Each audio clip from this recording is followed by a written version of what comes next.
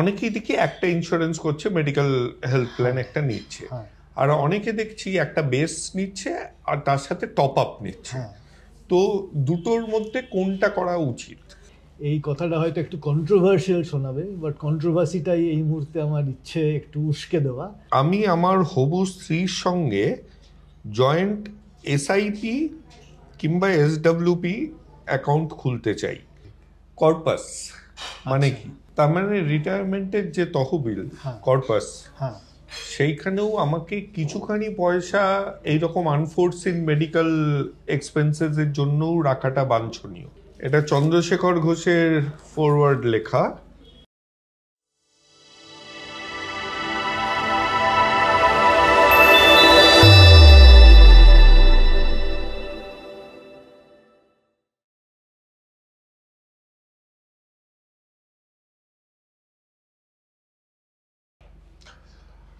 নমস্কার, আজকের শুভ উদ্বোধন তরি সমাধানের।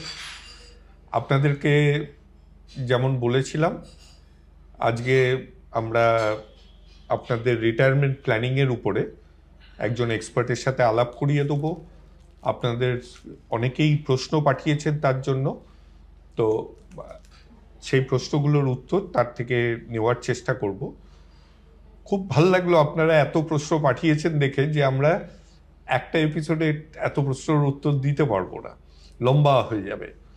আর ফিনান্সিয়াল ব্যাপার তো এতক্ষণ ধরে মনে হয় না আমরা ধৈর্য রেখে শুনবো, আপনারা শুনবেন। তো আমরা এটা কিছু এপিসোডে ভেঙে করব 2-3 দিন ধরে। আজকে আমাদের সাথে আছেন নীলাঞ্জন দে। নীলাঞ্জন দে সম্বন্ধে বলতে গেলে অনেক কিছু বলতে হয়, এর জন্য আমি লিখে এনেছি। এমনিতেও তো জানেন আমার মাথায় খুব একটা বেশি জিনিস থাকে না। উনি এই মুহূর্তে উইশলিস্ট ক্যাপিটাল বলে একটা কোম্পানির কর্ণধার, যারা মিউচুয়াল ফান্ড, বিমা, ফিক্সড ইনকাম সিকিউরিটিজ, যেমন ডিপোজিট, বন্ড, ডিবেঞ্চার, এইরকম বিনিয়োগের নিয়ে কাজ করেন। গত 15 বছর ধরে করছেন। প্রায় 150 কোটি টাকা ওনার কাস্টমারদের উনি এই মুহূর্তে বিনিয়োগ করেন। তো এত লোক ওনার উপরে ভরসা করে তাদের সঞ্চয় দিয়েছেন যাতে সেটা বাড়তে থাকে, বৃদ্ধি পেতে থাকে। নিশ্চয়ই পাচ্ছে, তার জন্যই দিচ্ছেন। তো উনি জীবন শুরু করেছিলেন আর্থিক সাংবাদিকতা ও সিকিউরিটিজ ব্রোকিং দিয়ে। আগে কাজ করেছেন business standard, the Hindu business line, এসকেপি securities, এইরকম কোম্পানিগুলোতে। নামগুলো তো শুনেই থাকবেন, এদের আলাদা করে পরিচয় দিতে হবে না। বর্তমানে নীলাঞ্জনের ব্যক্তিগত অর্থনীতি নিয়ে উনি লেখেনও বটে, এবং বিভিন্ন জায়গায় লেকচার দেন। বিশেষ করে অবসর, পেনশন এবং সামাজিক নিরাপত্তা নিয়ে, এই টপিকগুলো নিয়ে উনি পরিচিত, এই সব নিয়ে কথা বলার জন্য। অনেক দৈনিক খবরের কাগজে দেখবেন নীলাঞ্জনের লেখা কিংবা সাক্ষাৎকার বেরোয়, নিয়মিত বেরোয়। যেমন আনন্দবাজার, এই সময়, সংবাদ প্রতিদিন, ইংলিশে দ্য টেলিগ্রাফ, আউটলুক মানি, এগুলোতেও দেখবেন ওনার লেখা বেরোচ্ছে। উনি এডিটোরিয়াল কনসালটেন্টও বটে। ফিনান্সিয়াল প্ল্যানিং স্ট্যান্ডার্ডস বোর্ডের উনি ছিলেন, এখন কাজের চাপে ছেড়ে দিতে হয়েছে হয়তো। এবং অনেক বই লিখেছেন, সেগুলো উনি বলবেন বই কি কি লিখেছেন। তবে রিটায়ারমেন্টের উপরে, আজকের টপিকের উপরে উনি একটা বই লিখেছেন, যেটার ফরওয়ার্ড আমাদের pension fund regulatory and development অথরিটির চেয়ারম্যান নিজে দিয়েছেন। তো এই হচ্ছে ছোট করে নীলাঞ্জন দে কে।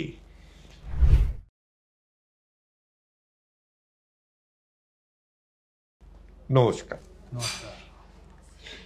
তো কিছু বলা বাকি থেকে গেল কি? বিরাট বড় লিস্ট। না, কিছু বলার বাকি নেই, অনেক কিছু সুন্দরভাবে এক্সপ্লেন করেছেন। আমি জানি লিস্টটা আজকে বড়ই হয়তো থাকবে। যথাসম্ভব ভালো করে সুন্দরভাবে গুছিয়ে বলার চেষ্টা করব বা এক্সপ্লেন করার চেষ্টা করব। সো প্রথমে আমি কয়েকটা বই ইন্ট্রোডিউস করতে চাই। আচ্ছা। ইনফ্যাক্ট এই বইগুলো আমারই লেখা। একটা বই হচ্ছে অন রিটায়ারমেন্ট প্ল্যানিং, কিন্তু তার বইয়ের টাইটেলটা একটু অন্যরকম রেখেছি। এখানে আমি বলতে চাই আমাদের দেশে, ভারতবর্ষে আজকের কনটেক্সটে একটা খুব বড় রিটায়ারমেন্ট ক্রাইসিস আছে। ক্রাইসিসটা কি, ক্রাইসিসটা কেন, হয়তো এখন বা পরে বা অন্য কোনো এপিসোডে বোঝানোর বা বলার চেষ্টা করব। এখন জাস্ট কভারটুকু দেখাচ্ছি। আচ্ছা, বাহ। No room for less, fired, tired, retired, the great Indian retirement crisis. এটা পারলে নেবেন, দেখবেন যদি রিটায়ারমেন্ট নিয়ে চিন্তা থাকে। বাহ। আর নীলেশ শাহ, এমডি, কোটাক মাহিন্দ্রা অ্যাসেট ম্যানেজমেন্টের ভালো একটা রিভিউ দেখছি। আচ্ছা, আর এইগুলো অবশ্য একটু অন্যরকম, এগুলো দুটোই মিউচুয়াল ফান্ডের উপর বই, একটা বাংলার একটা ইংরেজিতে। আচ্ছা, seduced by risk, 5 timeless rules for mutual fund investors, এটাও নীলাঞ্জন দেরই লেখা। আর এটা বাংলায় প্রফিটের পথে, financial planning with mutual funds, কিভাবে ভালো ফান্ড চিনবেন। এটা বিরাট উপকারী জিনিস, এটা পড়ে দেখতে পারেন। বাহ, এটা চন্দ্রশেখর ঘোষের ফরওয়ার্ড লেখা। বাহ, তাহলে তো একদম যোগ্য লোক দিয়েই ফরওয়ার্ড লেখানো। আচ্ছা, এইটা মিউচুয়াল ফান্ডের প্রেক্ষিতে বলে রাখি যে আমরা যখন চেয়েছিলাম রিটায়ারমেন্ট প্ল্যানিং নিয়ে প্রশ্ন, তখন কিছু এমনি ফিনান্সিয়াল প্ল্যানিং, ইনভেস্টমেন্ট নিয়েও প্রশ্ন এসেছে। সেগুলো আমরা একটু সরিয়ে রেখেছি, কারণ রিটায়ারমেন্ট প্ল্যানিং নিয়েই আমরা এই এপিসোডটা করতে চাই। ঠিক আছে, তো সেইগুলো নিয়ে অন্য একদিন বসা যাবে। নিশ্চয়। শুরু করি। হ্যাঁ, একটাই প্রশ্ন, কারণ ইনি এমন ভাবে প্রশ্নটা সাজিয়েছেন, মনে হলো এর উত্তর দিতে গেলে হয়তো আপনার ফুল এপিসোডটা লেগে যাবে। আচ্ছা। তো এবং হয়তো আপনারা অনেকেই এই প্রশ্নের সাথে মধ্যে দিয়ে নিজের অসুবিধাগুলো বুঝতে পারবেন। এর জন্য এইটা একটু লম্বা প্রশ্ন বলে আমরা একটাই রেখেছি, অন্য প্রশ্নগুলো অন্য এপিসোডে নিয়ে আসবো। যদি তাড়াতাড়ি শেষ হয়ে যায় তাহলে অন্য প্রশ্ন অবশ্যই নিয়ে চলে আসবো। এই প্রশ্নটা করেছেন অংশুমান হাজরা বলে একজন। তার বয়স 50-এর একটু বেশি, আর পেশায় সিভিল ইঞ্জিনিয়ার, এখন চেন্নাইয়ে থাকে। তো উনি লিখেছেন, 10-12 বছর আগে 40-এর দোরগোড়ায় আমার প্ল্যান ছিল 45 থেকে 47 অবধি পুরোদমে কাজ করে সাশ্রয় করে নেওয়া, তারপর রিটায়ার না করলেও ছোটোখাটো লো স্ট্রেস কাজ করে জীবন ধারণের খরচটুকু চালিয়ে নেওয়া, যাতে পুরো রিটায়ার করা অবধি সেভিংস বাড়তে থাকে। কিন্তু হিসেবে গন্ডগোল হল।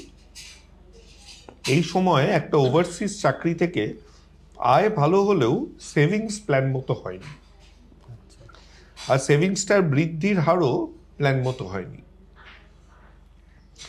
এরপরে আরও গন্ডগোল হয়েছিল কোভিডের প্রায় 3 বছর, যখন চাকরি হারিয়ে আগের সঞ্চয়ের অনেকটাই ব্যয় করে ফেলি। গত 3 বছর প্রাইভেট চাকরিতে ফিরেছি, আমার আর কোনো লোন নেই। খরচ বলতে আমি, আমার হবু স্ত্রী আর আমার ডিপেন্ডেন্ট অর্থাৎ প্রাক্তন স্ত্রী এবং একমাত্র কন্যা। কন্যার ইঞ্জিনিয়ারিং শেষের দিকে, আর 2-3 বছর পর ডিপেন্ডেন্ট থাকবে না। মধ্যবিত্ত জীবন ধারণ করি। আমার কিছু সোশ্যাল কমিটমেন্ট আছে, যেগুলো আস্তে আস্তে আমি কমাচ্ছি।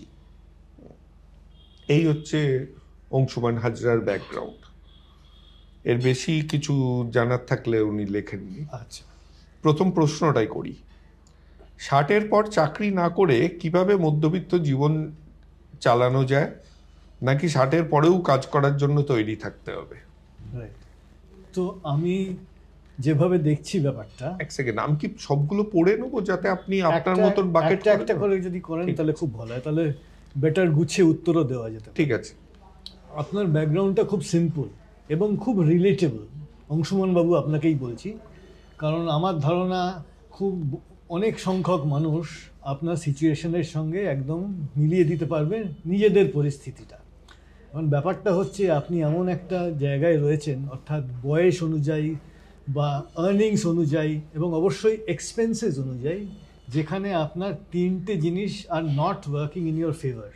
এক, আপনি হয়তো খুব বেশি এক্সপেন্সিভ বা এক্সপেন্সেস অনুযায়ী চলতে পারছেন না বা বাজেট অনুযায়ী চলতে পারছেন না, that is a very critical factor এই মুহূর্তে।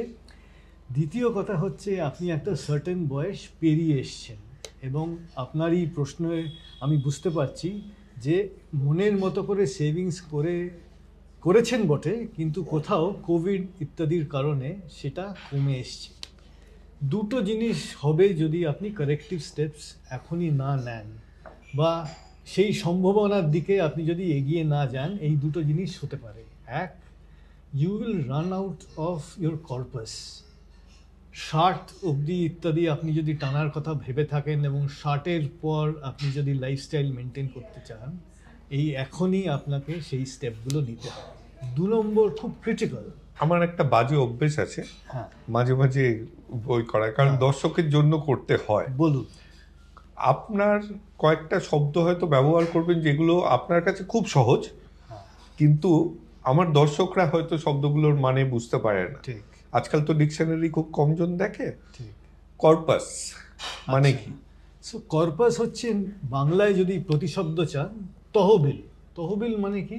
আমি একটা সময় থেকে আরম্ভ করে আর একটা সময় অবধি যা বাঁচিয়েছি, সঞ্চয় করেছি, সেটা ব্যাংকেও হতে পারে, ইনভেস্টমেন্টসেও হতে পারে, সব মিলিয়ে আমি যা নিয়েছি এবং যেটা আমি রিটায়ার করার পর ড্র করব। অর্থাৎ রিটায়ারমেন্টের পর আমার অ্যাক্টিভ ইনকাম যখন থেমে যাবে, কোনো ডিরেক্ট সোর্স অফ ইনকাম থাকবে না, সেখান থেকে যা বাঁচিয়েছি সেই সঞ্চয় থেকে আমি তুলতে আরম্ভ করব। সেটাই এখানে কর্পাসের স্পেসিফিক মানে। কর্পাসের হয়তো একাধিক মানে থাকতে পারে, কিন্তু নুয়ান্সগুলো বাদ দিয়ে কেবল যদি সারমর্মটা দেখেন, তাহলে এটাই হচ্ছে কর্পাস। এখন আপনি আপনার প্রশ্নে আমি আবার ফিরে যাই দ্বিতীয় পার্টটাতে। এই যে কর্পাস থেকে ড্র করবেন সেটা আমি এক্ষুনি বলছি না, আমি বলছি এখন থেকে আরম্ভ করে আপনি কিভাবে করতে পারেন। অবভিয়াসলি এক্সপেন্সেস কাটেল করা আমার পক্ষে বলা খুব সোজা, আপনার পক্ষে সেটা নাও হতে পারে। আমার খেয়াল আছে আপনি বলেছেন আপনার ডিপেন্ডেন্টদের আরও অন্তত মেয়ের জন্যে কয়েক বছর আপনাকে চালাতে হবে এবং আপনার প্রাক্তন স্ত্রী, তারও একটা দায়ভার হয়তো আপনাকে নিতে হবে। কাজেই সেগুলো হচ্ছে নন নেগোশিয়েবল, অর্থাৎ সেই জিনিসগুলো আপনাকে করে যেতেই হবে। যেটা আপনি করতে পারেন, আপনার প্রশ্নে যদি আর একটু খোলসা করে বলতেন হয়তো একটু মোর গ্র্যানুলার উত্তর দিতে পারতাম। তবে জেনারেলি বলছি যেটা আপনি করতে পারেন, আপনার অ্যাসেট অ্যালোকেশন। আমি এটা বলে দিচ্ছি অ্যাসেট অ্যালোকেশন বলতে আমি কী বোঝাচ্ছি। অ্যাসেট অ্যালোকেশনটা একটু অদল বদল করতে পারেন। অ্যাসেট অ্যালোকেশন এইখানে মানে হচ্ছে আপনি যেভাবে আপনার ইনভেস্টমেন্টগুলো সাজিয়েছেন, সেই অ্যাসেটগুলো স্টাইল যদি বদলাতে চান বা বদলানোর প্রয়োজন থাকে, তাহলে সেটা এখনই হয়তো বদলানোর সময়। মনে করুন আপনি হয়তো অনেক ফিক্সড ইনকাম সিকিউরিটিসে ইনভেস্টমেন্ট করেছেন, অর্থাৎ আপনার কাছে এফডি আছে, আপনার কাছে বন্ড, ডেবেঞ্চার জাতীয় ফিক্সড ইনকাম বেয়ারিং ইনস্ট্রুমেন্টস আছে। এখন তার একটা লিমিটেশন আছে, আমি জানি। সেখানে প্রধান আকর্ষণ হচ্ছে একটা নির্দিষ্ট হারে আপনার কাছে একটা সময় বা সময়সীমা মেনে আপনি একটা টাকা পেতে থাকবেন রেগুলার বেসিসে। তবে সেটা খুব একমাত্রিক একটা চিন্তা। আপনার হাতে এখনও বেশ কিছু বছর আছে টিল রিটায়ারমেন্ট। কাজেই সেইখানে যদি আপনাকে কার্টেল করতে হয়, আপনি দেখুন সেটা কার্টেল করা যায় কিনা। একই সঙ্গে ওইটা কার্টেল করে আপনি আপনার মার্কেটে, অর্থাৎ মার্কেটে যেখানে অনিশ্চিত ইনকাম, সেখানে বেশি যদি মন দিতে চান আপনি মন দিতে পারেন। তবে সেটা আপনাকে রিস্ক বুঝে করতে হবে।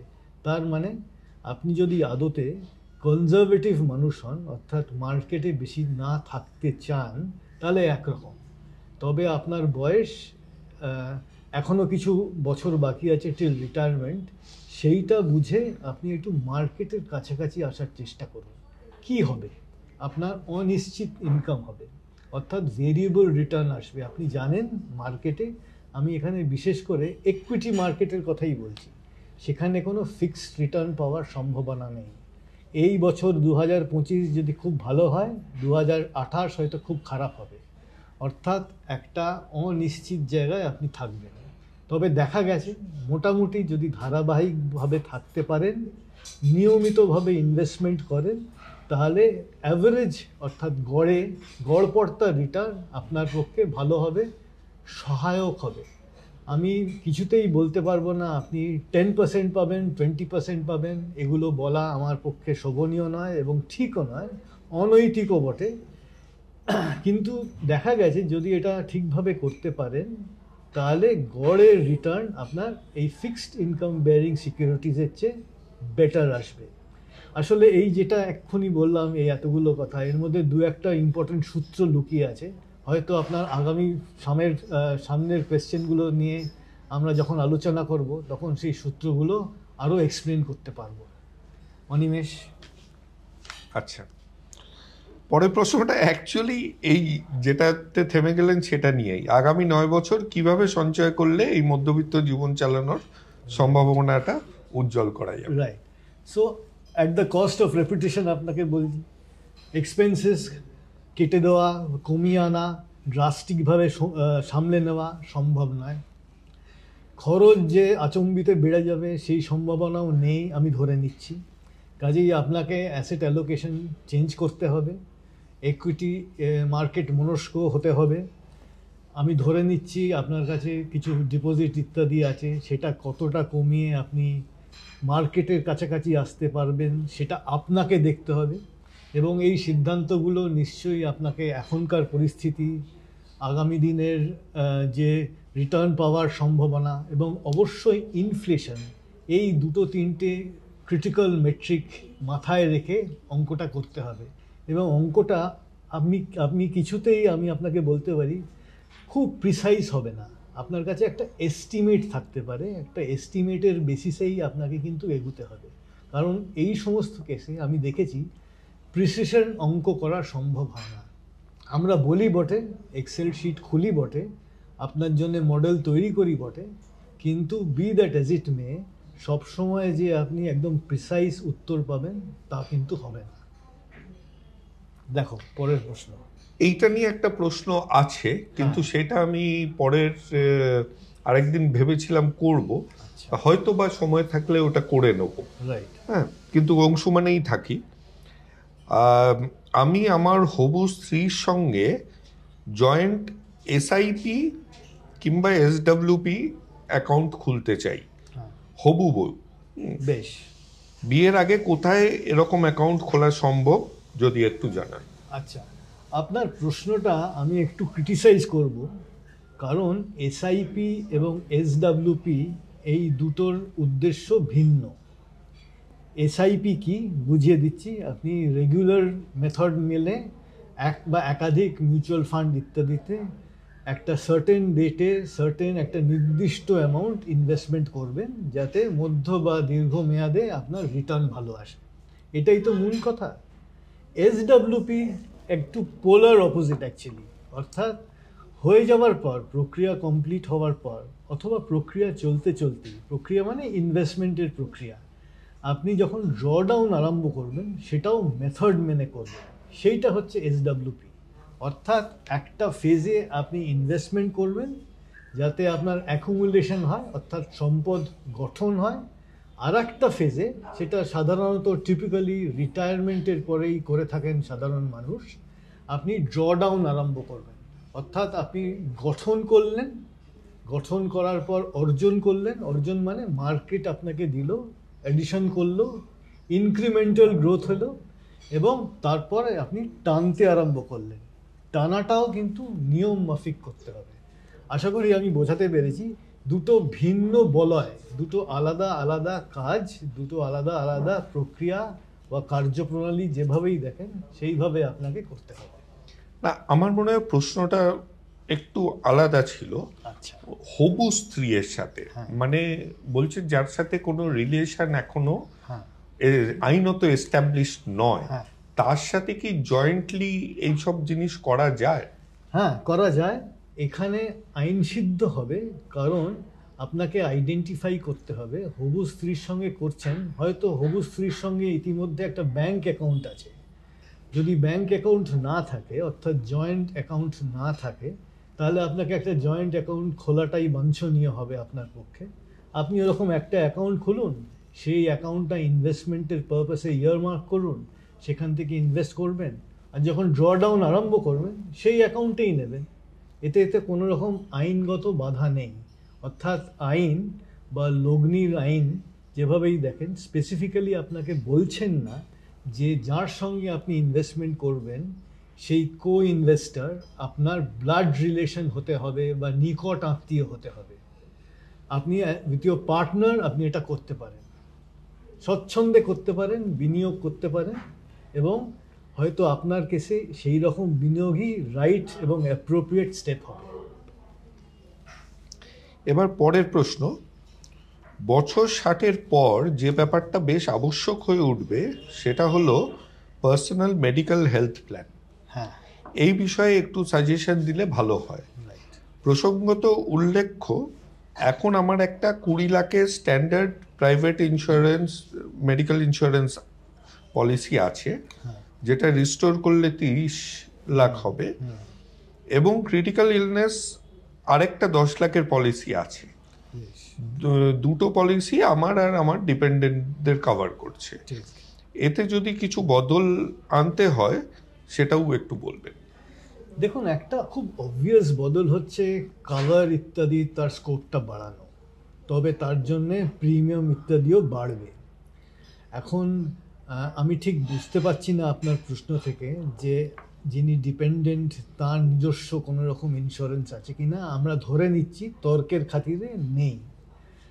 এই মুহূর্তে আপনি যে স্টেপটা নিতে পারেন, কারণ আপনি জানেন মেডিকেল ইনফ্লেশন খুব স্ট্রং, এমনি সাধারণ ইনফ্লেশনই লোকে জেরবার করে দিচ্ছে, মেডিকেল ইনফ্লেশন, মেডিকেল প্রিমিয়ামে হার রেট ইত্যাদি বাড়ছে, তার উপর জিএসটি আছে, সেই সব গুঁড়ো কারণের মধ্যে আমরা একেবারেই যাচ্ছি না, এগুলো সব জানা কথা। যেটা আমরা করতে পারি বা আপনি যেটা দেখতে পারেন সেটা হচ্ছে কভার বাড়ানোর চেষ্টা।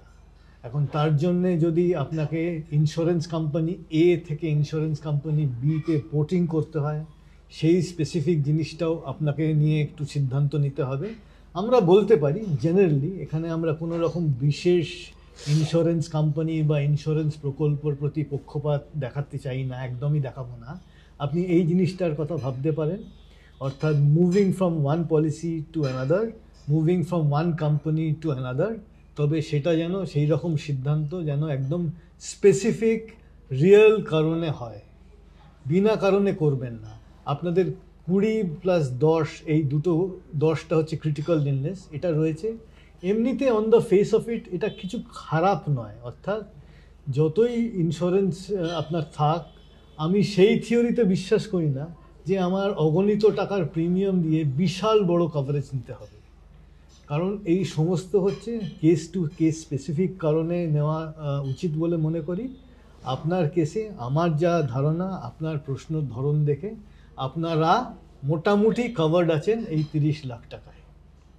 আমি আশা করি আপনি এইটার সঙ্গে রিলেট করতে পারবেন। যদি সাপ্লিমেন্টারি প্রশ্ন থাকে প্লিজ অনিমেষ এবং তুড়ির মাধ্যমে করবেন। আমার একটা সাপ্লিমেন্টারি প্রশ্ন আছে, সেটা হচ্ছে যে অনেকেই দেখি একটা ইন্স্যুরেন্স করছে, মেডিকেল হেলথ প্ল্যান একটা নিচ্ছে, আর অনেকে দেখছি একটা বেস নিচ্ছে আর তার সাথে টপ আপ নিচ্ছে। তো দুটোর মধ্যে কোনটা করা উচিত? তো আমি এই দ্বিতীয় গ্রুপের পক্ষপাতী, বেস এবং টপ আপ। তবে মনে রাখতে হবে একটা ইম্পর্ট্যান্ট প্রশ্ন রয়েছে, সেটা হচ্ছে এই জিনিসটা করার জন্যে আমার কি কস্ট বাড়ছে। এখন অ্যাজ অ্যান ইনশিওর্ড পারসন অথবা অ্যাজ অ্যান ইনভেস্টর বা সাধারণ মানুষের কাছে কস্ট অফ ইন্স্যুরেন্স অর্থাৎ প্রোডাক্ট কস্টটা খুব ক্রিটিক্যাল। আমার কাছে এত বেশি যে ক্রিটিক্যাল, এটা আমি সবসময় আমি বন্ধু বান্ধব, আত্মীয়, ক্লায়েন্ট যেখানেই হোক আমি বলার চেষ্টা করি যে কস্টের দিকে মন দাও। এই জিনিসটা করার জন্য যদি আমার এক্সপেন্সেস বাড়ে এবং অ্যাডিকুয়েট কভারেজ যদি আমরা না নিতে পারি একই সঙ্গে, তাহলে এটা করার কোনো মানে হয় না। তবে ইন প্রিন্সিপাল আমি এইটা করার পক্ষপাতী, যেটা অনিমেষ এখন বলছে। টপ আপের প্রিমিয়াম তো অনেক কম হয়। নর্মাল যদি আমি এই 20 লাখ টাকাকে যদি 10 আর 10-এ ভেঙে দিতাম তাহলে হয়তো পুরো প্রিমিয়ামটা কমে আসতো, কিন্তু তার কোনো নেগেটিভ এফেক্ট আছে? নেগেটিভ এফেক্ট হচ্ছে এই জিনিসটা ম্যানেজ করতে হবে, সুচারুভাবে ম্যানেজ করতে হবে, আদারওয়াইজ কোনো বিরাট কোনো নেগেটিভ এফেক্ট নেই। টপ আপ, ইন্স্যুরেন্স, এই জাতীয় জিনিস নিয়ে অনেক ধরনের মিথ কাজ করে, বা আমাদের মনে কিছু কিছু জিনিস অলরেডি স্থায়ীভাবে বাসা বেঁধেছে, এগুলো আমি দেখতে পারি। এই কথাটা হয়তো একটু কন্ট্রোভার্সিয়াল শোনাবে, বাট কন্ট্রোভার্সিটাই এই মুহূর্তে আমার ইচ্ছে একটু উস্কে দেওয়া। মনে রাখবেন এই ব্যাপারে যা যা জিনিস আছে, যেভাবে প্রিমিয়াম দিয়েছেন, যে ইন্স্যুরেন্স বিশেষভাবে পলিসি করেছেন, সেগুলো একটু ভালো করে ঝালিয়ে নিন। আমি জানি সতর্ক ইনভেস্টর বা মানুষ হিসেবে আপনার অলরেডি কিছুটা পড়া আছে, জানা আছে, তবে নিজের পলিসির সঙ্গে পরিচিত নন সেইভাবে, এরকম বহু মানুষ আমি দেখতে পাচ্ছি। অ্যাজ এ প্রফেশনাল তারা আমার কাছে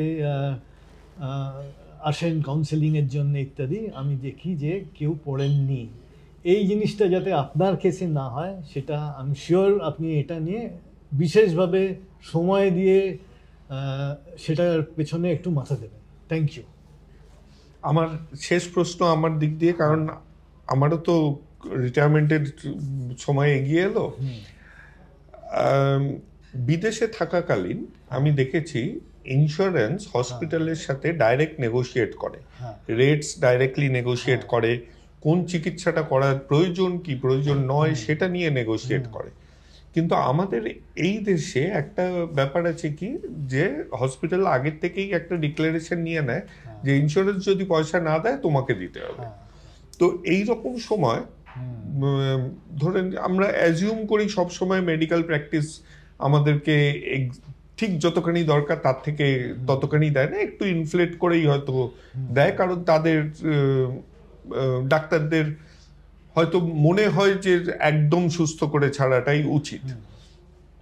সেই দিকটা আমি সরিয়েই রাখছি। তো অনেক সময় দেখা যায় যে অনেক এক্সপেন্স ইন্স্যুরেন্স না বলে দেয়, যেটা তখন পেশেন্টকে দিতে হয়। কিন্তু পেশেন্টের হাতে তো, আমি ভর্তি হয়ে যাওয়ার পরে আমার থেকে তো ডাক্তাররা ওইগুলো করবে কি করবে না এগুলো আমার থেকে জিজ্ঞাসাও করে না, কিন্তু তখন বিলিং এর সময় গিয়ে ঝামেলা হয়। তো এইটার কি কোনো সলিউশন আছে যেখানে আমাকে দিতে হবে না? কারণ আমি রিটায়ারমেন্টের পরে আমার একটা বিল এলো, তার শুধু একটা পার্ট ইন্স্যুরেন্স দিল, যদিও আমি প্রিমিয়াম দিয়েছি, কিন্তু বাকি পার্টটা আমার পকেট থেকে দিতে হলো। তাহলে পুরো ব্যাপারটাই কিরকম একটা অসুবিধার মধ্যে পড়তে হয়। ঠিক ঠিক, এই ব্যাপারটা খুব কমন। তবে আমি ডাক্তারবাবুদের এবং নানা রকম প্রাতিষ্ঠানিক ইস্যুগুলোর প্রতি পূর্ণ সমর্থন এবং পুরোপুরি সম্মান জানিয়ে আমি বলছি, এই যে অনিমেষ যেটা এক্ষুনি যে ইস্যুটা তুললো, আমাদের দেশে এটা খুব একটা ইম্পর্টেন্ট জায়গায় চলে যাচ্ছে। আমরা দেখতে পাচ্ছি এবং আশেপাশের ঘটনা দেখে বা খবর দেখে আমরা বুঝতে পারছি যে পার্শিয়াল ক্লেম সেটেলমেন্ট বা একটা আংশিক রকম ক্লেম সেটেলড হলো না, এইটা একটা ট্রেন্ড হিসেবে চলে আসছে। এখন এর নানান রকম কারণ আছে, অনেক রকম গুঁড়ো কারণ থাকতে পারে, তবে একাংশ আমি দেখতে পাচ্ছি এই নিয়ে খুব আপসেট, এবং এই নিয়ে অনেক আলোচনা, তর্ক বিতর্ক, লেখালেখি ইত্যাদি হচ্ছে জনপরিসরে, মিডিয়ায় দেখতে পাচ্ছি। একটা জিনিস রয়েছে যে অ্যাজ ইনভেস্টর অথবা অ্যাজ ইন্স্যুরেন্সের গ্রাহক আমরা যেন সব নিয়মকানুন জেনে নিই।